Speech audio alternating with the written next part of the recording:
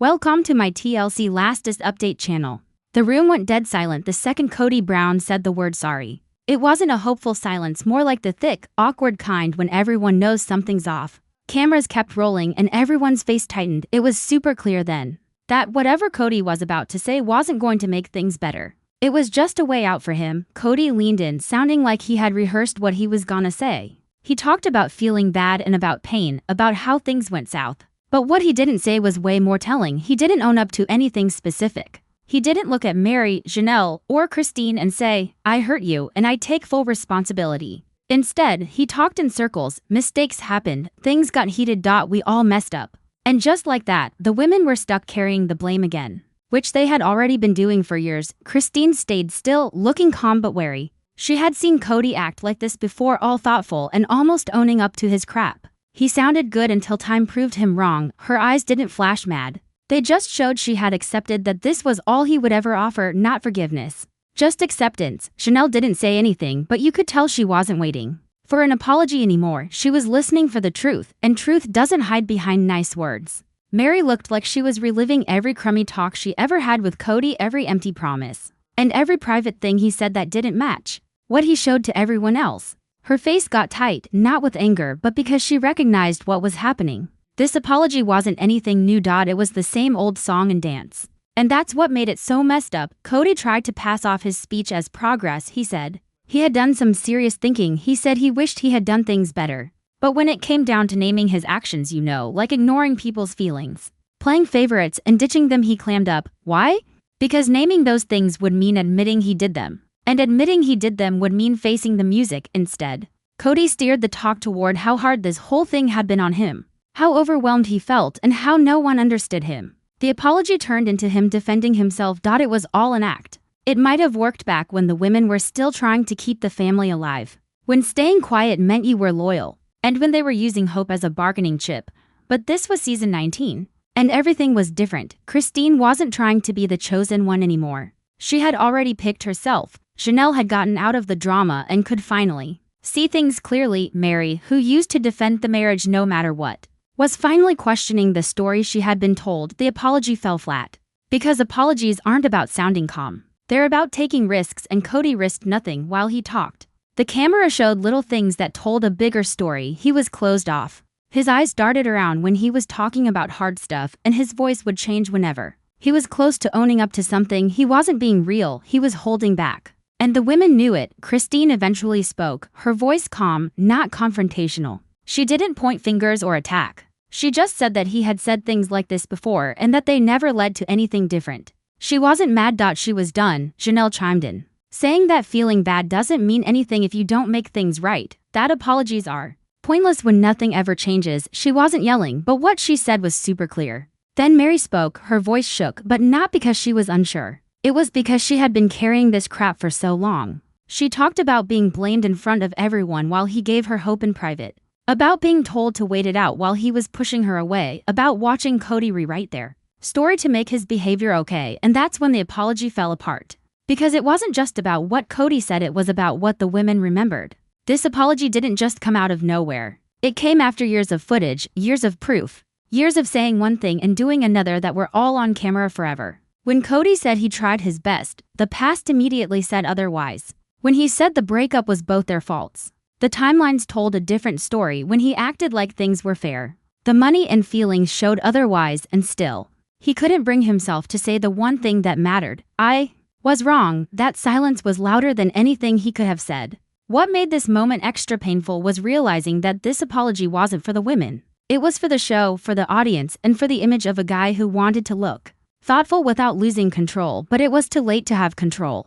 Christine didn't need things to be wrapped up nicely. Janelle didn't need approval. Meri didn't need promises, and that scared him. Because for the first time, his words weren't running the show, they were being judged. And they failed. This wasn't the start of things getting better. It just showed why things never got better in the first place. The apology didn't reopen old wounds. It showed they never got treated to begin with. And as the camera stayed on the women who had finally stepped out of his shadow, one thing was super clear. This apology didn't change anything. Because it wasn't supposed to. It was the end of the time where words were enough, and the start of a time where proof would be louder than empty words. As soon as Kody stopped talking, you could feel a real change in the room. It wasn't yelling or anything, but everyone remembered things differently. Thing is, sorries might not last, but proof does. For almost 20 years, Sister Wives has kept track of all the promises, you know. When people say one thing but do another and all the excuses, in season 19 episode 14. It was like all those times in the past showed up to testify. Not written down, but you could hear it in their voices. They weren't protecting Kody anymore. Janelle was the first to speak up. She wasn't loud or blaming anyone, she just said what happened. Like, financial choices that never added up or plans that changed without anyone talking about it. And how family money went further for one house while others had to wait. She wasn't mad, just let down. Janelle reminded everyone she always wanted things to be fair, everyone sharing the load, and building something solid for the kids. But she kept seeing things were off balance. Even though it was made to seem like it just happened that way when she needed help. There were always strings attached, but when Robyn did, she got help right away, and that wasn't just her thinking. That Kody tried to cut her off, saying money stuff was complicated. But Janelle wasn't having it. It wasn't about that, it was about things being the same for everyone. And the proof was there, houses bought, land split up, who got what? It just didn't add up to everyone getting a fair share. Then Christine spoke. And her complaints weren't about money, they were about feelings. She talked about Kody not really being there. About being married to someone who was there in person but not emotionally. About her kids noticing things she tried to explain away. She didn't need dates or quotes. Emotional stuff like that leaves its mark. Christine said she had been asking for them to actually connect way. Before she left, she wanted them to work together, to try, to just be there. But he would brush it off, get annoyed, or just be silent. It wasn't a big dramatic fight. It was quiet, and that's why you couldn't argue with it. Then Meri spoke. And the whole vibe of the room shifted. Meri didn't just have evidence, she pointed out how Kody had said one thing and done another. She said she was blamed for their marriage falling apart, but at the same time he told her to stay. She heard one story when they were alone and another when they were around other people. She was told they could fix things, but he treated her like she was in the way. Her voice broke as she talked about how confusing it was. He'd give her hope, then take it away. Then change the story. Meri pointed out that Kody forgot one thing. The cameras don't forget, and neither do people who were there. She reminded him of things he was now saying didn't happen, conversations he twisted around, promises he acted like he never made, and all of a sudden his apology fell apart. Because you can't say sorry and then do the opposite. Kody tried to defend himself, saying everyone misunderstood what he meant. But what you mean doesn't matter if what you do hurts people. Janelle knew she was being ignored. Christine knew she was being pushed away. Meri knew she was being played. It wasn't just them being emotional. It was a pattern. The craziest thing, none of them sounded mad. They just knew what they knew, and when you're sure of yourself, it's bad news for someone who needs to confuse people to stay in control. As the evidence stacked up, Kody got more and more uncomfortable. He changed how he was sitting. He gave shorter answers. He started saying things like, "That's not how I remember it. We were all having a hard time. You're taking it the wrong way." But this time, no one gave in because it wasn't about who remembered what. It was about what actually happened. Christine said that when she finally left, Kody acted like it came out of nowhere, even though there were years of footage of her saying she wasn't happy. Janelle said that him wanting her to be independent was betrayal, but he liked it when it worked for him. Meri said that he praised her for being loyal in public but punished her for it in private. Every time they said something, it made Kody look worse. And Robyn, she was quieter than usual, because the proof didn't have to do with her directly, but it showed how things just seemed to work out in her favor. Her not saying anything said a lot. Kody said he didn't mean to hurt anyone, but if you ignore people, it still hurts, and it doesn't change that he played favorites. The women weren't looking for an apology anymore. They were showing what really happened, and what really happened doesn't care about how you say it. It cares about the truth. It wasn't about who was right. It was about who was honest. And honesty doesn't back down when people start asking questions. As they kept talking, something big happened. The women stopped trying to explain themselves. They didn't need anyone to agree with them. They didn't need anyone's permission. They had proof. And that was enough. Kody's apology, which seemed like it would change everything, now looked like he was trying to change the story that had already been told. Because the truth has dates on it. And you can't just pretend they didn't happen. By the end of their talk, things had completely changed. The guy who used to control what everyone thought was now trying to defend himself. He was struggling to keep things from getting out of control, and the women, they were done with it. This talk didn't just show how they didn't agree. It showed why they could never fix things, because to fix things, you have to agree on what's real. And Kody was still trying to get away from that. The evidence wasn't a way to hurt him. It was just the truth, and the truth doesn't need to be loud. It just needs to be seen. As the cameras turned off, one thing was clear: this family didn't break up because they didn't understand each other. It broke up because they waited too long to tell the truth, and now, the truth was finally there with the proof to back it up. Robyn spoke when the convo couldn't get any worse. Right away, things felt different.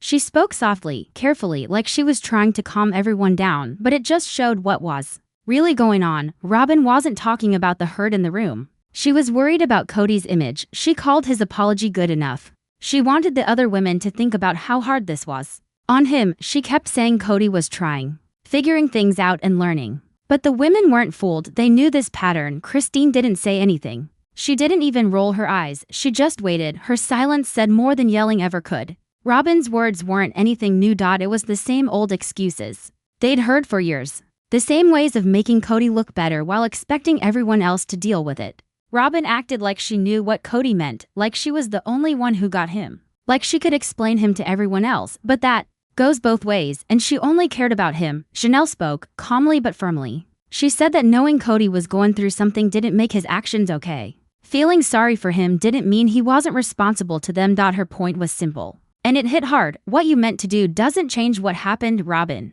listened, nodding a little, but didn't change her tune. She kept saying to be patient, to be understanding, that growing required time and kindness, mostly for Kody. That's when it was clear that something was wrong. The women were always expected to be kind, but not to get it back. Christine talked about it head on. She said she had spent years being understanding, forgiving him for being distant, and hoping he would try eventually. When he didn't, she was blamed for leaving instead of praised for sticking around. She wasn't mad. She was clear. She wasn't saying Kody's apology wasn't wanted. She was saying it wasn't enough. Meri's response hurt even more. Her voice shook. Not because she was weak, but because she was finally saying what she'd kept inside. She said that Robyn defending Kody made her feel invisible. Her pain was never as important as keeping Kody looking good. She said that she had been told to be loyal, but it was never returned. She was told to wait, to hope, and to stay with him while he was quietly pushing her away. Robyn looked shocked. For a second, she dropped the act. Meri wasn't saying she was a bad person.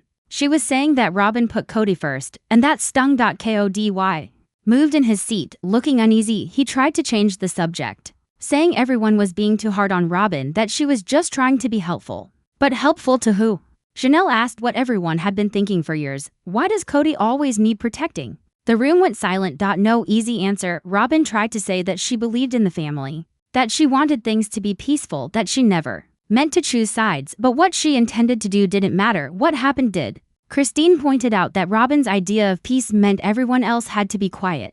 They were expected to be united, but only if they didn't argue about the way things were. This wasn't jealousy. This was how things were set up. Robyn went from being someone who smoothed things over to someone who decided what everyone could say or do. She tried to explain Kody's feelings, made his actions seem better than they were, and spoke for him. Because of this, he was always seen in a better light.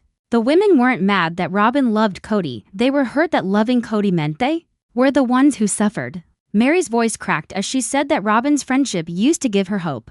She thought Robyn cared about her. She trusted her, but trust goes away when it's all one-sided. That's what this moment showed.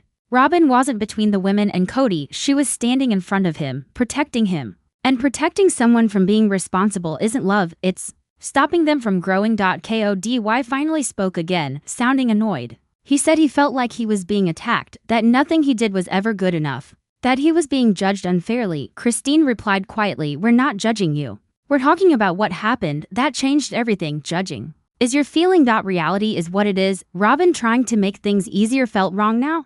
The convo was about the truth. By the end, things couldn't go back to normal. The women stopped caring about what Robyn thought. They didn't need her support anymore. And that hung in the air. This wasn't Robyn against the wives. This was what was real against what she wanted people to think. And for once, what she wanted people to think wasn't winning. As the cameras zoomed out, it was clear what everyone felt. Christine had made peace. Janelle had limits. Meri was honest. And Robyn?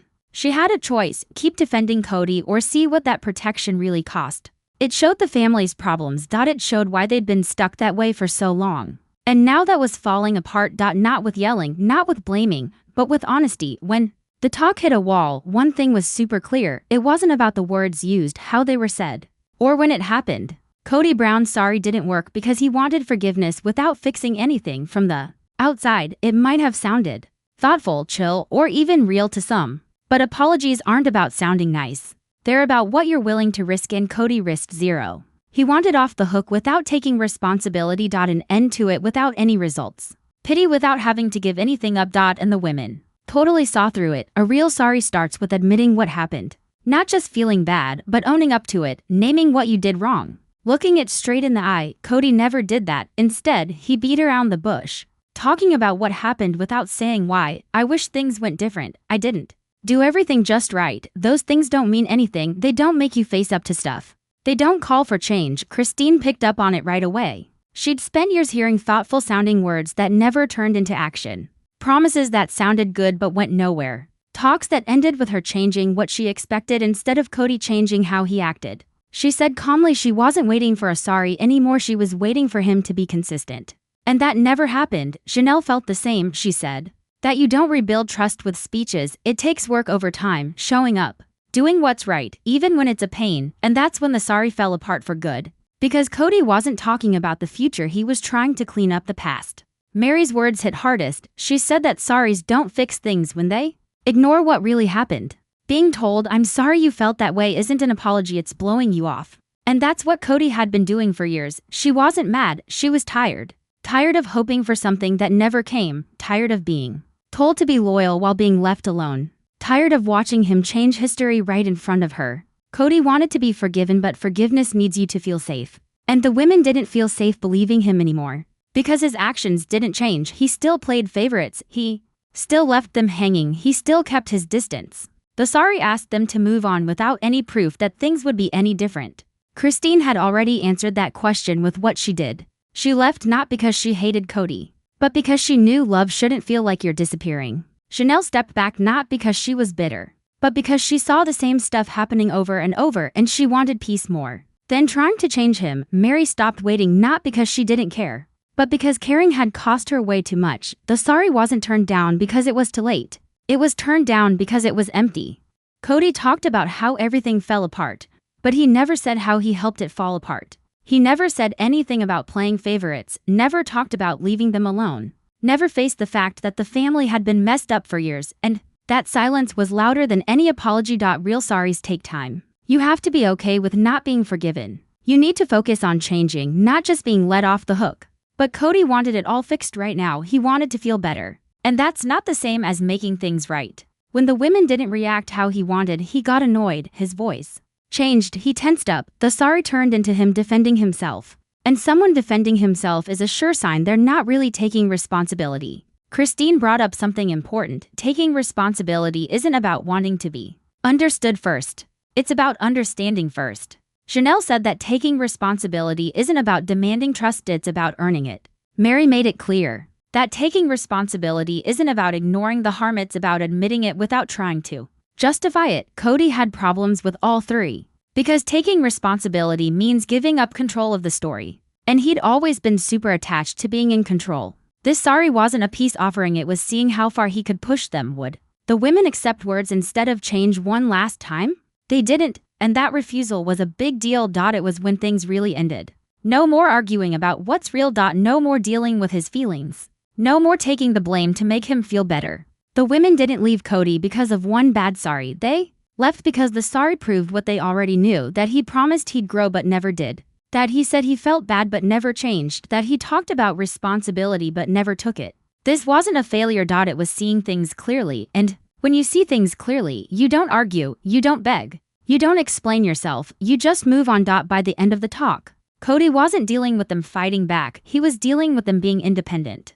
And that's why the sorry didn't matter, because sorries only matter when the people hearing them still need something from you, and these women didn't. They had already gotten their voices back, their boundaries, their futures. So when Kody asked without saying it for forgiveness, the answer wasn't anger. It was silence, not the awkward kind, the final kind. The kind that happens when a story is over and no apology can start it again. Okay. Here's a more human-sounding rewrite of the text you provided. When the dust settled and the cameras stopped rolling, it was obvious that sister wives would never be quite the same. It wasn't just one fight or one sorry that did it. It was something bigger. The power balance had totally changed for ages. The Brown family's story was all about sticking it out.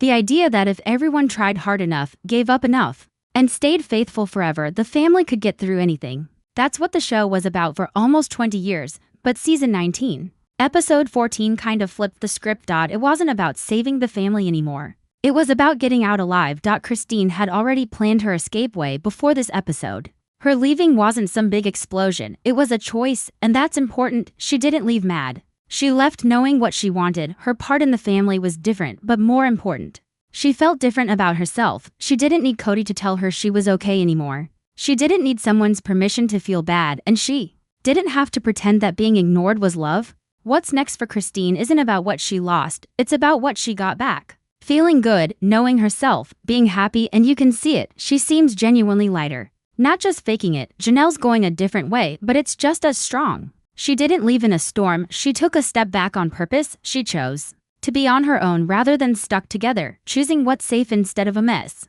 Truth instead of doing things the same way. Janelle is like a lot of women watching, quiet but strong. Doesn't need to explain herself to anyone, she's not trying to be in charge, she's watching out for herself. And she's gonna build a life being independent, not always giving in. Meri's way might be the most emotional of all. She used to be all about loyalty. The wife who stuck around, the woman who thought sticking it out was a good thing. Now she's trying something new, feeling good about herself for no reason. We don't know exactly what she'll do. She's still figuring it out, but she's being real, and being real is where healing starts. Meri doesn't have to prove she cares to be loved anymore, just realizing that changes everything. And then there's Robyn, still married on paper, still feels close to Kody, still saying that things are normal when they aren't. Her way is hardest to see, not because she's not safe, but because what she thought was normal is gone. The sister-wife thing that made her role make sense is gone. Being the peacemaker doesn't matter anymore. Robyn's next to Kody now, not in a big family, but in a marriage that has to look at what's really happening, and it's not easy. Kody was always around a bunch of people, so he never had to take the blame. Now he has to face up to things without anyone to hide behind. No more blaming other people. No more comparing wives. No more excuses. The women who always took the heat aren't there to make things easier for him anymore, and that might be the biggest deal of all. Sister Wives isn't about polygamy anymore, that's over. Now, it's about what happens next, what happens after they stop believing. After being loyal,